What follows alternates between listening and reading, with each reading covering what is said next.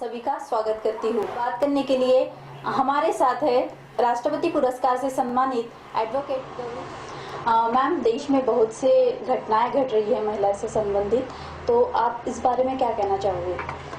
देखो, देश में तो सही में आज की इसमें देखेंगे तो 4 साल की लड़की से 74 तक की कोई भी वुमेन सेफ नहीं है। इसलिए बहुत दुख होता है। यानी हम तो इतने ऐसे रहते थे कि बिंदास रहो, मगर अभी हमको ये बोलना पड़ता है बेटियों को, बच्चों को कि 7 के पहले घर में आ जाओ।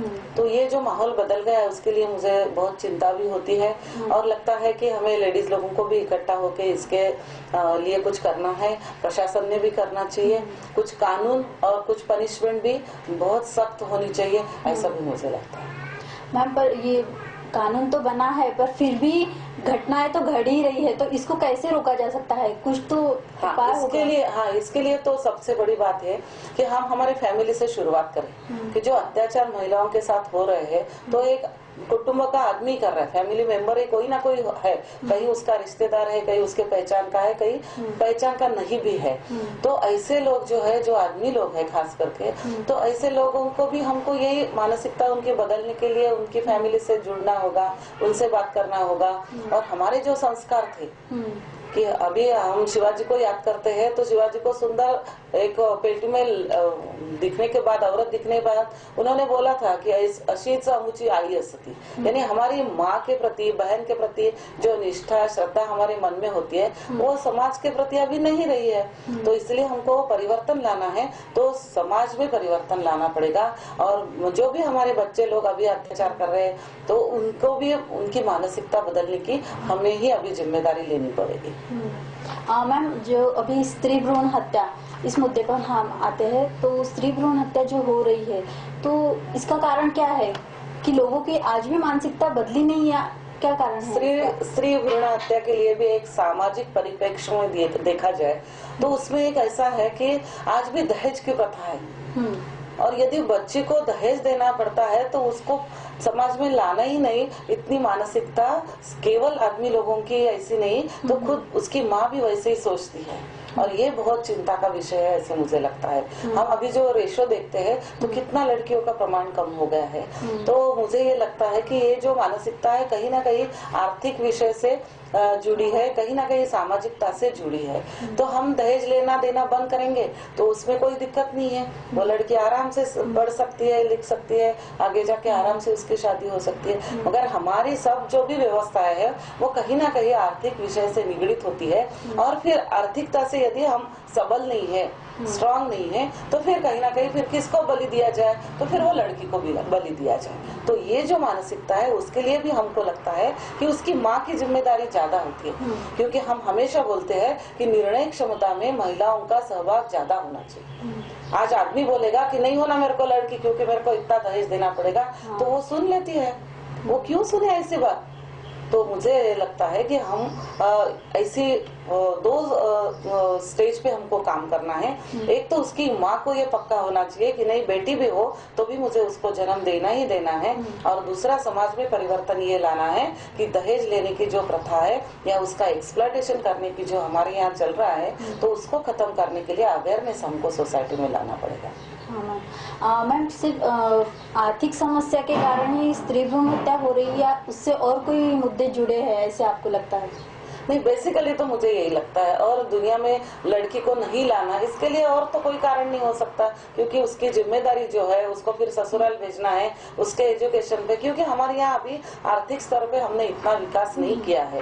तो मुझे ये लगता है कि बेसिकली उसके साथ जुड़ा हुआ आर्थिकता ही सबसे बड़ा ज्यादा है। 2 बच्चे हैं, एक लड़का है एक लड़की है, तो माँ बाप क्या सोचते हैं कि इसको तो ससुराल भेजना है, इसके लिए दहेज इकट्ठा करके रखना है, तो फिर उसको एजुकेशन बंद हो जाता है। और दूसरी तरफ लड़का रहता है तो उसको बोलते हैं कि नहीं भाई ठीक है, इसको तो दहेज लाने वाला है, तो उसको कितना भी पढ़ा, इसके लिए कितना भी खर्चा करो। तो हमको ये दोनों तरफ से, मैं भी 2 बेटों की माँ हूँ तो मैंने कभी दहेज की बात नहीं की, मेरे खुद के शादी के समय भी। तो ये चैरिटी बिगेन्स एट होम, हमारे घर परिवार से हमको ये शुरुआत करनी पड़ेगी कि हम जो आर्थिकता से जुड़े हुए विषय है और उसमें लड़कियों का एक्सप्लॉयटेशन है, उसको जन्म ही नहीं देने का, भ्रूण हत्या होने का, तो ये सब हमारे पारिवारिक समस्याओं के विषय है, ऐसे मुझे लगता है। मैम, जो स्त्री भ्रूण हत्या के बारे में अपन बात कर रहे हैं तो यहाँ पे जो एक मुद्दा सामने आता है कि इसके लिए बहुत परिवर्तन शुरू है फिलहाल, तो इससे कुछ फायदा हुआ है या कुछ रिजल्ट सामने आया है? हाँ, बहुत बहुत फायदा हुआ है। क्योंकि अभी माँ को भी पता चला है कि एक तो क्या है कि जैसे आर्थिक की बात मैंने की, वैसे उसका हेल्थ इश्यू भी है ना, तो उसको भी समझता है कि अब हमारे इंडिया में हम देखते हैं कि हीमोग्लोबिन का प्रमाण कितना है, उनकी फिजिकली कंडीशन कितनी खराब होती है, तो ये सब अभी वो जो माँ है उसको भी ध्यान में आ रहा है, या परिवार वालों के भी ध्यान में आ रहा है कि बार बार लड़की है करके उसको ये किया जाए, उसकी हत्या की जाए, भ्रूण की हत्या की जाए, तो नेचुरली उसके परिवार की जो औरत है उसके ऊपर, सेहत के ऊपर भी उसका इफेक्ट हो रहा है। तो आगे चल के उसको परिवार में परवरिश करने के लिए वो ठीक नहीं रहेगी।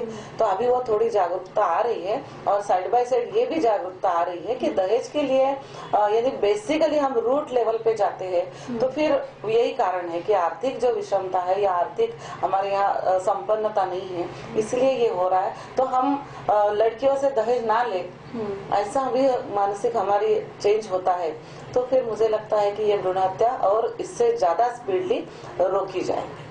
मैम, आप समाज कार्य के साथ साथ अखिल भारतीय ग्राहक पंचायत से भी जुड़ी है। हाँ। तो आपको कौन सी समस्याएं सामना करना पड़ता है यहाँ पे? हाँ, देखो, ग्राहक की जो व्याख्या है उसमें वो एक झुग्गी झोपड़ी में रहने वाले से लेके राष्ट्रपति भवन में जो रहते हैं वहां तक के सभी लोग उसमें आते हैं। यानी उसका डेफिनेशन लिया जाए तो हर कोई उसके ग्राहक के डेफिनेशन में आता है। अभी देखो, लीगली उसका डेफिनेशन बोले तो एक ग्राहक जो सेवा या वस्तु खरीदता है तो वो ग्राहक के डेफिनेशन में आ जाता है। क्योंकि मैं एडवोकेट हूँ, आपको ये भी बताना जरूरी है कि हम सब ग्राहक है बोलते हैं, मगर ग्राहक लीगली कब होते हैं कि कोई भी सेवा या वस्तु हम खरीदी करते हैं, परचेस करते हैं, और वो भी पैसे के बदले में, तो फिर हम ग्राहक के डेफिनेशन में आ जाते हैं। तो आप तो आजकल ये देखते हैं, कल ही अपना 15 तारीख जागतिक कंज्यूमर डे हुआ है, पूरी दुनिया ने मनाया है।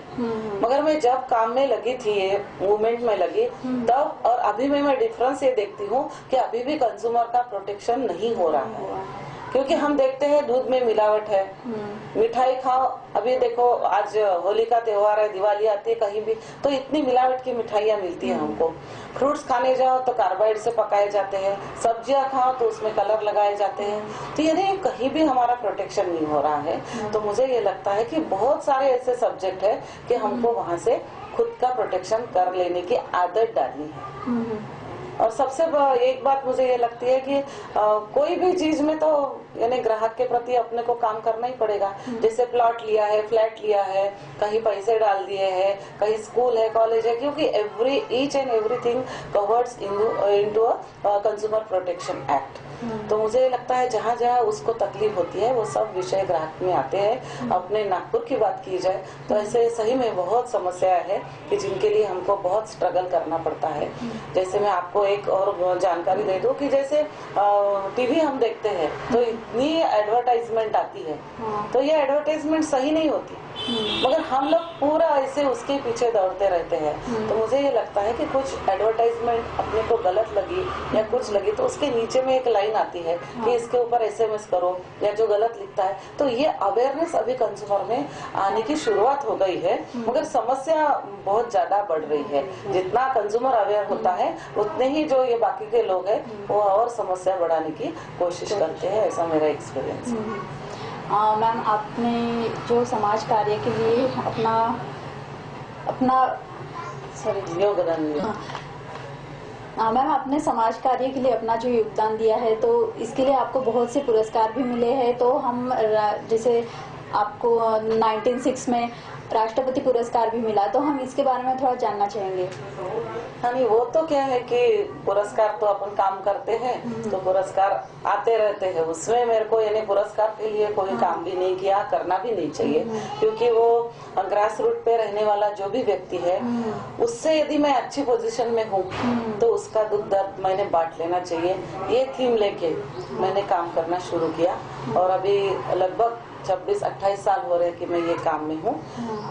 तो काम करते हैं, अच्छा काम किया तो उसकी सराहना होती है। तो वैसे पुरस्कार मिलते गए, कभी सावित्रीबाई फुले पुरस्कार मिला, कभी नागपुर का बेस्ट सोशल वर्कर अवार्ड मिला, और 96 में मुझे राष्ट्रपति पुरस्कार मिला। तो पूरे भारतवर्ष में उत्कृष्ट काम करने वाली सामाजिक कार्यकर्ता करके ये कंज्यूमर फील्ड के लिए ये पुरस्कार होता है, और वो मुझे मिला।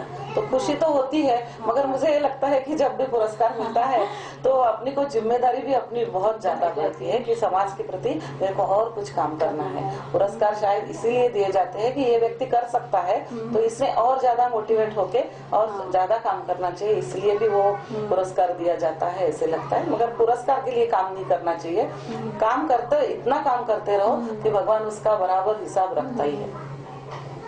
तो मैम 1-to-1 स्कूप में आप दर्शकों को क्या संदेश देना चाहोगे? मैं संदेश तो यही देना चाहती हूँ कि जो भी अपने से दुखी है, जो जिसको जानकारी नहीं है, जो लिटरेट नहीं है, ऐसे लोगों के लिए हम लोगों ने 1 घंटा तो भी समाज में काम करना चाहिए, ऐसे मुझे लगता है। क्योंकि हम नहीं करेंगे तो इनका उत्थान नहीं हो पाएगा, और यदि ऐसा ही रहेगा तो हमारे पूरे भारतवर्ष की प्रगति भी नहीं होगी। इसलिए मैं युवा लोगों को खास करके ये कहना चाहती हूँ कि सही में युवा लोगों ने ये पूरी परिस्थिति जो है हमारे यहाँ, ये चाहे वो महिलाओं के बारे में हो, चाहे दहेज के बारे में हो, चाहे भ्रूण हत्या के बारे में हो, तो ये महिलाओं की जितनी जिम्मेदारी है उससे भी ज्यादा ये हमारे भाई लोग जो है उनकी ज्यादा जिम्मेदारी बनती है कि आगे आके वो महिलाओं का धीरज बढ़ाए, उनको हिम्मत दे, उनका प्रोटेक्शन करे। और बाकी सिस्टम है, कानून है, अभी देखो बजट में कितना करोड़ रुपए उसके लिए निर्भया फंड के लिए लगा दिया है, मगर ये फंड बढ़ाने से बात नहीं होने वाली। यानी अत्याचार होते रहे और उसको ज्यादा से ज्यादा फिर उसके लिए कॉम्पेंसेशन मिलता रहे, ये बहुत बहुत दुख की बात होती है मेरे लिए। तो मुझे ये लगता है कि अत्याचार कम करने के लिए, हमारी मानसिकता बदलने के लिए सब युवाओं ने एक आंदोलन के रूप में ये लेना चाहिए, और हर घर का युवक ये प्रतिज्ञा ले कि मैं मेरी बहन जैसे बाकी के आजू बाजू के लड़कियों का प्रोटेक्शन करना, हमारे एरिया की लड़कियों का प्रोटेक्शन करना मेरी जिम्मेदारी है। ये ऐसे यदि सोच हम करते हैं तो आगे चल के भारतवर्ष का चित्र बहुत अच्छा होगा, और कानून की भी जरूरत नहीं, आंदोलन की भी जरूरत नहीं। और जहाँ महिला सुरक्षित है वहाँ का देश, वो राष्ट्र जो रहता है वो बहुत विकसित राष्ट्र कहा जाता है। क्योंकि हम कहते हैं, सावित्रीबाई को आप जानते हैं सभी, तो बोलते हैं कि आदमी कितना भी पढ़ा तो कोई फर्क नहीं पड़ता, मगर एक औरत पढ़ी लिखी हो गई तो पूरी उसकी फैमिली को वो एजुकेट करती है। वैसे मुझे लगता है कि अभी महिलाओं ने भी ऐसे बच्चों को एजुकेट करना चाहिए कि अभी सोसाइटी की अभी क्या डिमांड है और हमारा कर्तव्य क्या है, ये थोड़ा बताना चाहेंगे। तो निश्चित अगली पीढ़ी के लिए हमने कुछ किया ऐसा होगा, अदरवाइज हम तो जिएंगे मरेंगे और आगे सबको ऐसे क्या बोलते हैं कि बहुत दुख में डाल के जाएंगे, तो हमारी बच्चियों का भी भविष्य सुरक्षित नहीं रहेगा, बच्चों का भी नहीं रहेगा। इसलिए हम सबको मिलके ये आगे काम करने का है। धन्यवाद मैम, आपने बातचीत की हम उनसे, और जो भी समाज में घटनाएं घट रही है उसके बारे में बहुत सी जानकारी भी आपसे मिली है। तो फिर से हम एक बार धन्यवाद करना चाहते हैं। नमस्कार। आप देखते रहिए 1-to-1 स्कूप, फिर किसी मेहमान के साथ।